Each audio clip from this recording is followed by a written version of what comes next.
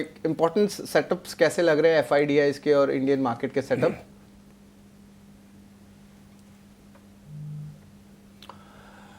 शरद, setup की बात करें, देखिए सामने जैसा कि आप लोग चर्चा कर रहे थे कि अहम ट्रिगर्स भी हैं, मॉनसून की चाल पर नजर रहेगी, ऑटो नंबर्स हैं, लेकिन सबसे बड़ा ट्रिगर होगा आरबीआई की पॉलिसी। और उम्मीदें ये की जा रही है, अब मतलब 4.5% तो कह सकते हैं कि वो डिस्काउंटेड जैसा हो गया है। आधा % हो जाए तो कुछ बात बने, लेकिन निश्चित तौर पर एक अच्छा ट्रिगर जरूर होगा। मैक्रोज अपने अच्छे हैं, लेकिन ये जो ट्रंप ने फिर से जो टैरिफ वाला जो बॉम्ब डाला है, 25% से बढ़ाकर 50% करने का फैसला किया है, ये थोड़ा सा नेगेटिव ये ज़रूर है। नेगेटिव इस सेंस में है कि अब तक लग रहा था कि शायद चीज़ें नेगोशिएट हो जाएंगी, तमाम देश नेगोशिएशन टेबल पर बैठेंगे, बातचीत हो जाएगी।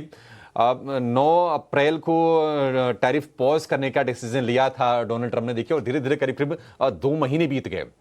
तो 2 महीने में हुआ क्या, सवाल ये है। अब तो जो 90 दिनों की जो मोहलत दी थी, ऐसा नहीं कि बहुत दूर रह गया है वो, रफली 40 दिन वो दूर होगा, या फिर 35-40 दिन के आसपास का समय बच गया होगा।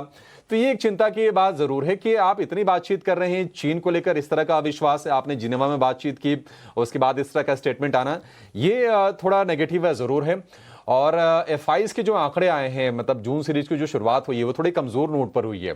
6,500 करोड़ रुपए के आसपास की सेलिंग आई है, तो निश्चित तौर पर थोड़ा सा कॉन्फिडेंस के लिहाज से ये नेगेटिव जरूर है। 6,450 करोड़ रुपए के आसपास की सेलिंग हुई है। हालांकि डीआईज ने उसको बहुत ही अच्छे से ऑफसेट किया है, ना सिर्फ ऑफसेट किया बल्कि ज्यादा बाइंग की है, करीब 9,000 करोड़ रुपए के आसपास की बाइंग डीआईज की तरफ से, यानी कि घरेलू फंड्स की तरफ से हुई है। तो उस फ्रंट पर अच्छी चीज है।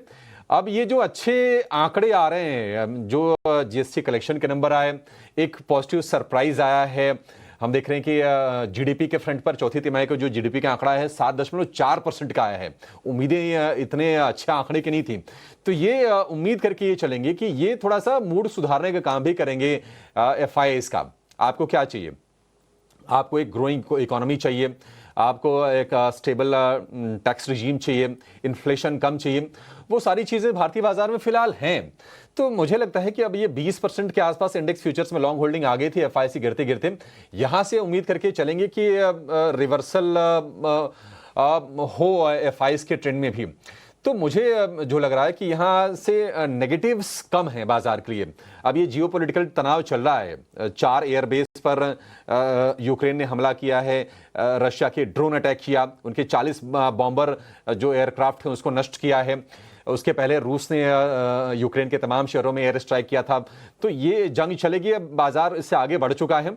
नेगेटिव्स मैं कहूँगा कम है। यहाँ से मैं पॉजिटिव्स की तरफ देखना चाहिए। पॉजिटिव्स क्या है कि आपके मैक्रो सॉलिड हैं, जो तिमाही नतीजा है बहुत अच्छे नहीं आए, लेकिन कोई कॉन्फिडेंस को डैमेज करने वाले आंकड़े नहीं आए। और अगर आरबीआई अगर मान लीजिए 0.5% अगर ये कट दे देता है अपने दरों में, तो ये बाजार के लिए निश्चित तौर पर संजीवनी का काम करेगी। और जो 1 महीने से हम एक बिल्कुल नैरो रेंज में कारोबार कर रहे थे, निश्चित तौर पर बाजार उससे आगे निकलने की कोशिश करेगा। अगर पिछले आप 18 साल का अगर आंकड़ा देखेंगे शरद, तो 18 साल में 11 साल बाजार ने, निफ्टी बैंक ने जून के महीने में तेजी दिखाई है। तो क्या हम उसी चीज को फॉलो करेंगे, ये देखने वाली चीज होगी। तो यहां से संकेत ठीक ठाक हैं बाजार के लिए। थोड़े से ग्लोबल ये हेडविंड्स बने रहेंगे टैरिफ के मोर्चे पर, लेकिन मुझे लगता है कि कम से कम आज के लिए और इस हफ्ते के लिए हमारे अपने जो मैक्रोज हैं, वो जो कमजोर जो सेंटिमेंट है ग्लोबली, उस पर भारी पड़ते हुए दिखाई देंगे। जी बिल्कुल अभिषेक, ये एक बहुत इंपॉर्टेंट बात आपने कही कि हमारे डोमेस्टिक मैक्रोज बहुत स्ट्रांग हैं। एंड ऑफ कोर्स मई के जो डेटा हैं धीरे धीरे करके इस हफ्ते बहुत आने लगेंगे। एसआईपी डेटा भी जो है 7-8 दिन में दिखने मिलेगा आपको। तो स्ट्रेंथ डोमेस्टिकली तो दिख रहा है, लेकिन